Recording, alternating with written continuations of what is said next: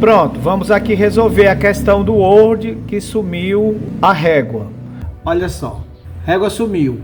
Então nós temos aqui a parte exibir. Eu vejo que a régua está marcada, então mesmo assim não apareceu.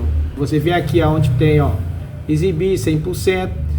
Você pode clicar em qualquer uma dessas aqui, uma página, várias páginas, que ela vai voltar ao normal já já. Olha só, apareceu. Largura da página, ela abriu, ó, apareceu. Está marcada a régua, mas mesmo assim não apareceu. Vem aqui e escolhe uma dessas três e pronto, tá resolvido. Entendido? Então é isso aí. Gostou da dica, dona menina? Layout,